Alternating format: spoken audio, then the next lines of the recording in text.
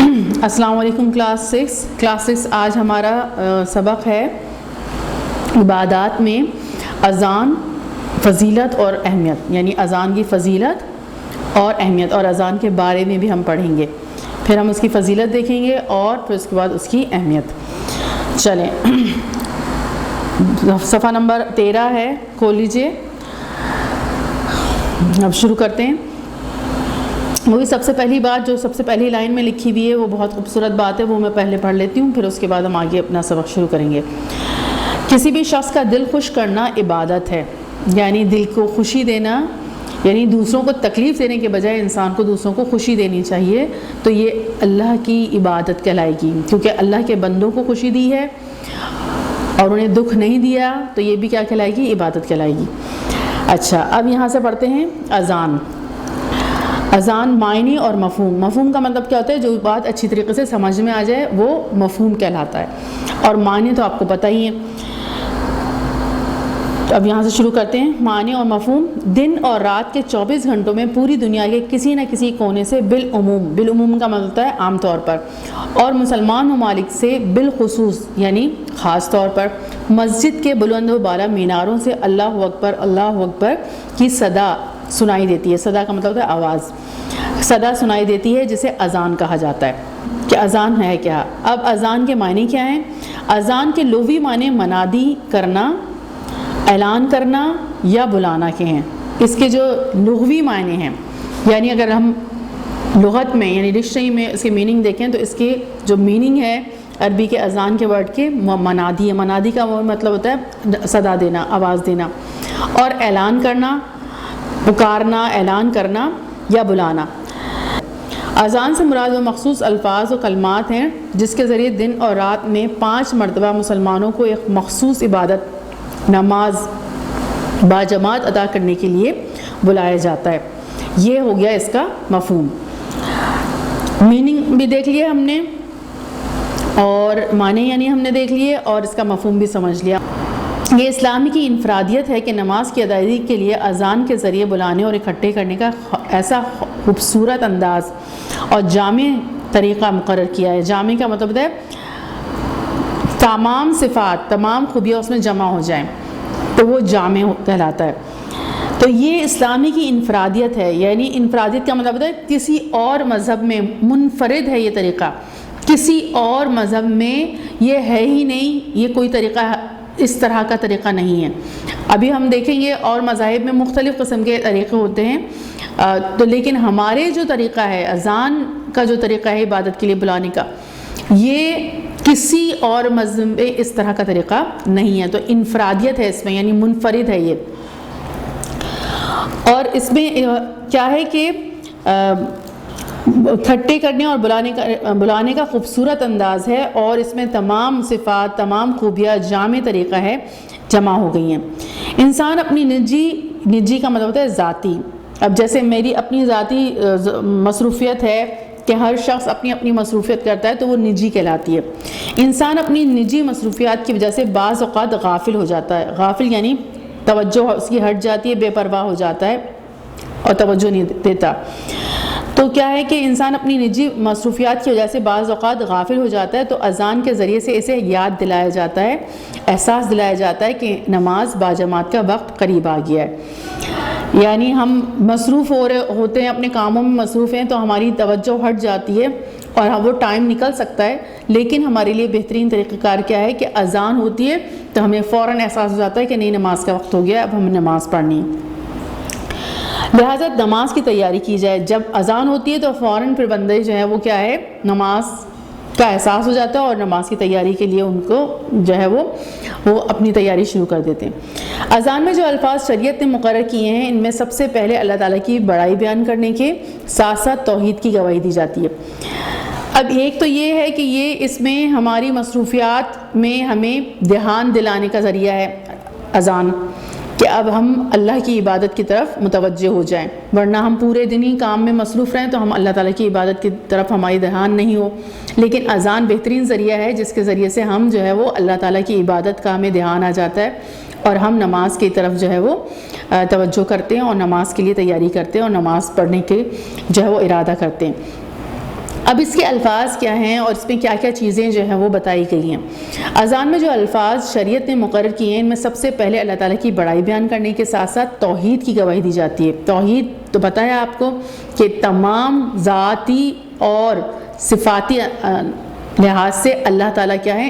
اکیلے ایک ہے، تنہا ہے، اس جیسا کوئی بھی نہیں ہے، تو یہ توحید ہوتی ہے۔ یعنی اللہ تعالیٰ کی خصوصیات جیسا کوئی نہیں ہے، اللہ تعالیٰ کی ذات میں کوئی شریک نہیں ہے، وہ تنہا اکیلا پوری کائنات کا بنانے والا وہی ہے، اس جیسا کوئی بھی نہیں ہے۔ یہ ہم پیچھے کلاسز میں بھی آپ پڑھتے ہوئے آ رہے ہیں کہ اللہ تعالیٰ کی توحید یعنی ذاتی حوالے سے بھی اس میں سب سے بہترین جو ہمیں اور آسانی سے چھوٹی سی صورت ہے جس سے ہمیں جو ہے وہ بات بہت اچھی طریقے سے اللہ تعالیٰ نے سمجھا دی ہے کہ اللہ تعالیٰ جو ہے وہ اکیلے ہیں، واحد ہیں۔ وہ ہے قل هو اللہ احد اللہ الصمد لم یلد ولم یولد ولم یکن لہ کفوا احد، یعنی نہ اس جیسا کوئی بھی نہیں ہے، نہ اس کا بیٹا ہے، نہ وہ کسی سے جنا گیا ہے، اور اس جیسا کوئی بھی نہیں ہے۔ وہ کیا ہے؟ قل هو اللہ احد، اور کہو کہ اللہ ایک ہے۔ تو اس میں کیا ہے کہ اللہ تعالیٰ کی بڑائی بیان کی جاتی ہے، جو اذان کی سب سے پہلی شروعات جو ہے اس میں اللہ تعالیٰ کی بڑائی اور توحید بیان کی جاتی ہے۔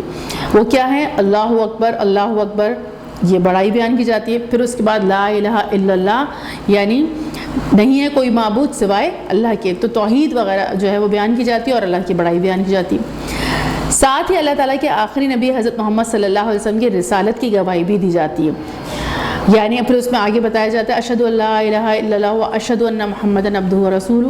تو وہ کیا ہے کہ پھر حضور پاک صلی اللہ علیہ وسلم کی رسالت کی گواہی دی جاتی ہے کہ حضور پاک صلی اللہ علیہ وسلم جو ہے وہ اللہ کے کیا ہیں؟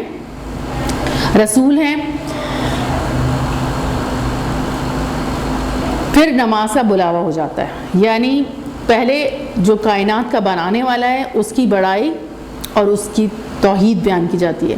پھر جس نے بنایا اس نے جس کو رسول بنا کر بھیجا، اور ہم جس کے امتی ہیں، حضور پاک صلی اللہ علیہ وسلم کے ہم امتی ہیں، تو ہمیں وہ بات بھی جو ہے وہ یاد دلائی جاتی ہے اور وہ اس میں بیان کی جاتی ہے کہ حضور پاک صلی اللہ علیہ وسلم کیا ہیں؟ اللہ کے رسول ہیں، اور ہم ان کے دیے ہوئے دین اسلام پر چلنے والے ہیں، ان کے دیے ہوئے راستے پر چلنے والے ہیں، اور ان کی بتائی ہوئی جیسے عبادت کرنی چاہیے اللہ کی، تو وہ ہم اس طریقے پر جو ہے وہ چلنے والے ہیں، اور ہم ان کے امتی ہیں اور ان کو ماننے والے ہیں۔ تو حضور پاک صلی اللہ علیہ وسلم کی رسالت کی گواہی دی جاتی ہے۔ پھر اس کے بعد نماز کا بلاوا ہوتا ہے، وہ کیا ہے؟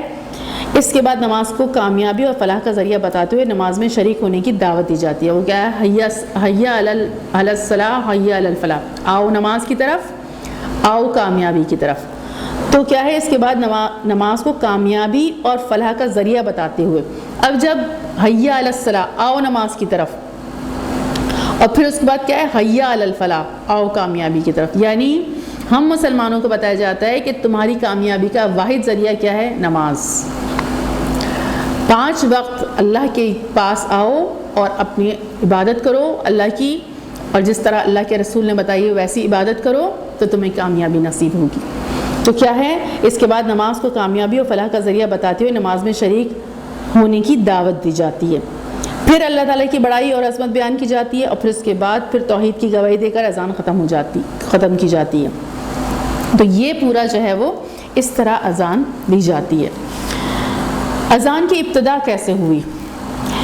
ابتدائی اسلام میں کفار مکہ کے شر و ظلم کی وجہ سے مسلمان کھلے عام نماز ادا نہیں کر سکتے تھے، یعنی کھلم کھلا حرم میں جا کے، خانہ کعبہ میں جا کے مسلمان نماز نہیں پڑھ سکتے تھے، کیونکہ کفار کا شر اور ظلم بہت عروج پر تھا، اور وہ جو ہے وہ منع کرتے تھے۔ حضور پاک صلی اللہ علیہ وسلم جب وہاں نماز پڑھتے تھے تو ابو جہل آ کے چیختا تھا، بدتمیزی کرتا تھا، حالانکہ اس کو ایک دفعہ ایسا بھی ہوا کہ حضور پاک صلی اللہ علیہ وسلم نماز پڑھ رہے تھے اور اس نے آ کے جب حضور پاک صلی اللہ علیہ وسلم سے بدتمیزی کی تو یہ آگے بڑھا کچھ کرنے کے لیے، حضور پاک صلی اللہ علیہ وسلم کے اوپر حملہ کرنے کے لیے، لیکن ایک دم پیچھے ہٹا۔ تو لوگوں نے پوچھا ابو الحکم کیا ہوا؟ تو اس نے کہا کہ مجھے ایسا محسوس ہوا کہ میرے اور محمد صلی اللہ علیہ وسلم کے درمیان ایک کھائی ہے اور اس میں پروں والی کوئی مخلوق ہے، اور مجھے لگا کہ وہ میری تکہ بوٹی کر دیں گے۔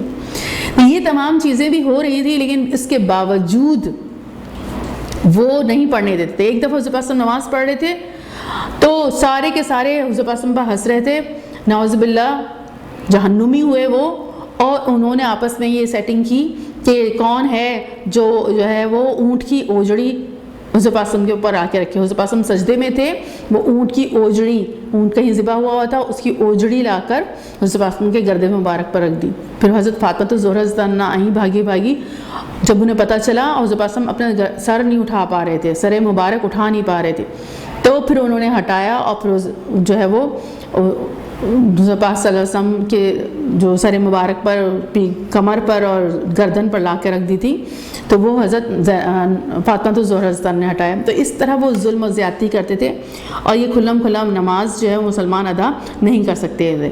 हिजरत मदीना के बाद मुसलमानों को अल्लाह ताला की तरफ से मस्जिद में जमात नमाज पढ़ने का हुक्म हुआ। अब ये मक्का में तो बहुत हालात ख़राब थे, सिर्फ जब हज़रत उमर रज़ियल्लाहु अन्हु ने इस्लाम कबूल किया और हज़रत हमज़ा रज़ियल्लाहु अन्हु ने इस्लाम कबूल किया, तब ये हुआ था कि उन्होंने कहा कि क्योंकि दोनों बहादुर शख्स थे और पूरे अरब में उनकी बहादुरी मशहूर थी, तो जिस वक्त हज़रत उमर रज़ियल्लाहु अन्हु ने इस्लाम कबूल किया तो उन्होंने कहा हम खुल्ला नमाज़ पढ़ेंगे और देखता हूँ कौन आता है हमें कुछ करने के लिए। तो उस वक्त खुल्ला नमाज़ पढ़ी गई थी, लेकिन इस तरह फिर भी मुकम्मल एक तरीक़ा राइज नहीं हुआ था। लेकिन जब हुज़ूर पाक सल्लल्लाहु अलैहि वसल्लम मदीना आए, अब अल्लाह ताला की तरफ से जो है वो पूरा बाकायदा तरीक़ाकार बताया गया।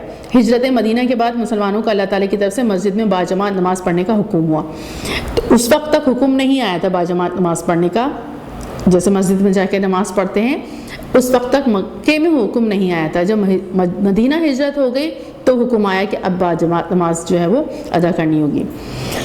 मुसलमान देखते थे कि दीगर मज़ाहिब के लोग, दीगर यानी दूसरे मज़हब के जो लोग हैं, मज़हब के लोगों में इनकी इबादत के औकात में उन्हें मुतवज्जा करने के लिए मुख्तलिफ़ तरीक़े राइज हैं।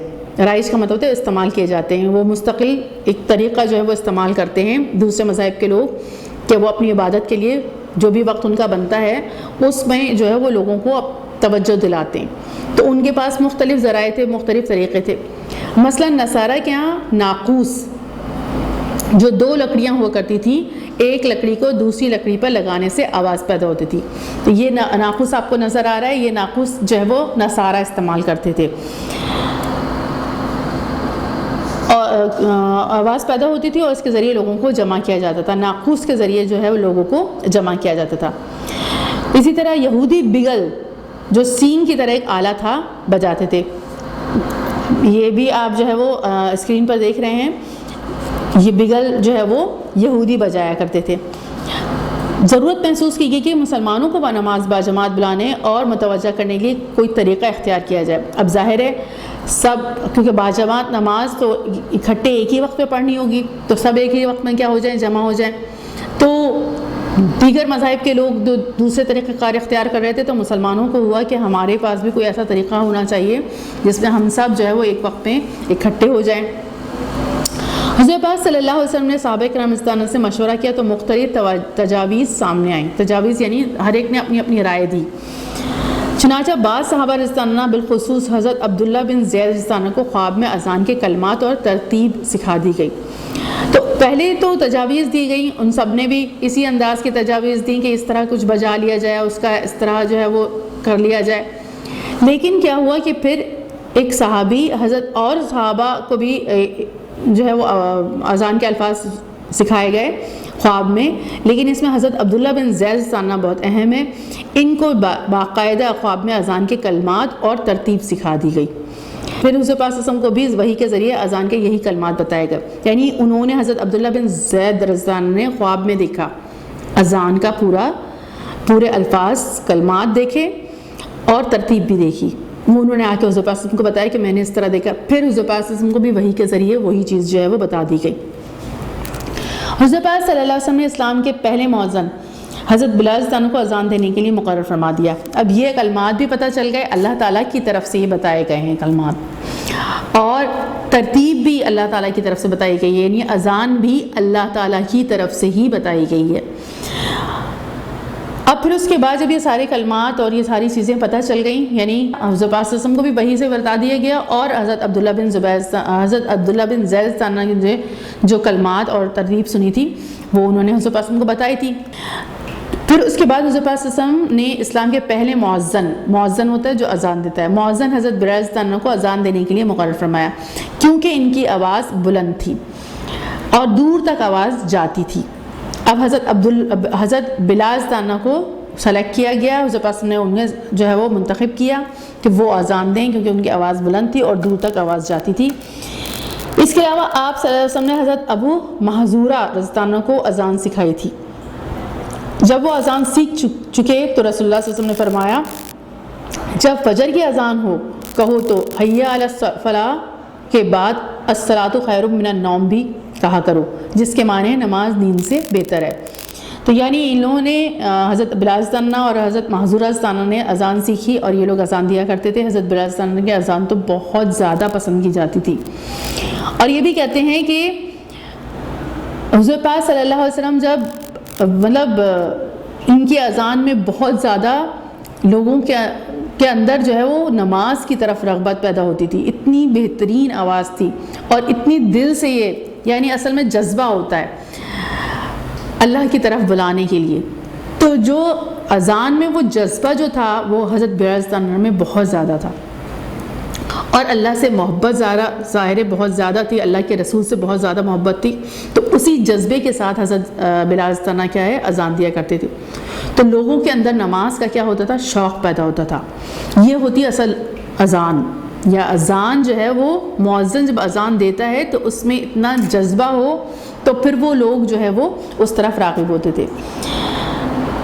پھر اس میں یہ حضور پاک صلی اللہ علیہ وسلم نے ایک اور بھی چیز سکھائی کہ جب تم فجر کی نماز کے لیے اذان دو تو حی علی الفلاح کے بعد الصلاۃ خیر من النوم بھی کہا کرو، جس کے معنی نماز نیند سے بہتر ہے، یعنی نیند کو چھوڑو اور نماز ادا کرو۔ نیند جو ہے وہ اتنی بہتر نہیں ہے، بلکہ نماز اللہ کی سامنے کھڑا ہونا اور اللہ کی عبادت کرنا اس نیند سے کہیں بہتر ہے۔ تو یہ جو ہے وہ ابتدا ہے اذان کی کہ کس طریقے سے جو ہے وہ اللہ تعالیٰ نے یہ کلمات سکھائے اور کس طرح جو ہے وہ پھر کون سے پہلے مؤذن ہوئے، اور پھر اس کے بعد حضور پاک نے اور جو فجر کی نماز میں اور کون سے کلمات جو ہے وہ شامل کروائے۔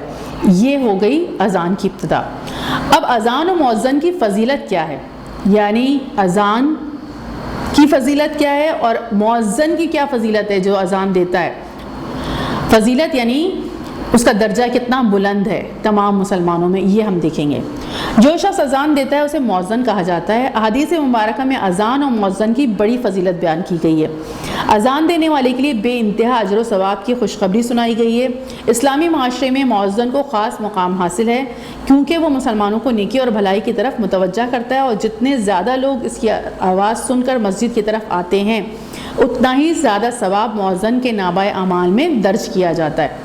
یہ جو ہے وہ فضیلت ہے، اور بھی مزید فضیلت ہے، اس کو کتنا فائدہ حاصل ہوتا ہے مؤذن کو کہ جتنے لوگ اس کی اذان پر آ کے نماز پڑھیں گے اتنا ہی اس کے جو ہے نامہ اعمال میں ثواب لکھا جائے گا۔ ایک حدیث مبارکہ میں حضور پاک صلی اللہ علیہ وسلم نے ارشاد فرمایا، اگر یہ معلوم ہو جائے کہ اذان دینے اور پہلی صف میں نماز پڑھنے کا کتنا ثواب ہے تو ہر شخص آگے بڑھنے کی کوشش کرے، یہاں تک کہ فیصلہ کرنے کے لیے قرعہ ڈالنا پڑے، یعنی قرآن اندازی کرنی پڑے۔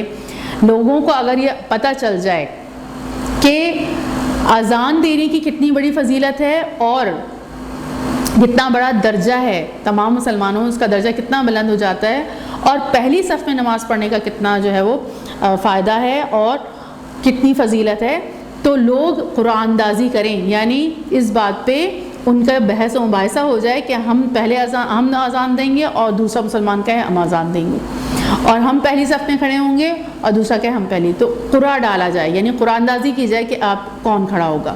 اتنی زیادہ فضیلت ہے، اگر اس کا علم ہو جائے تو لوگ قرعہ ڈالیں۔ ایک اور حدیث میں آپ صلی اللہ علیہ وسلم نے ارشاد فرمایا، مؤذنوں کی گردنیں قیامت کے روز لوگوں میں بلند ہوں گی، یعنی وہ ہر لحاظ سے مؤذن نمایاں نظر آئیں گے۔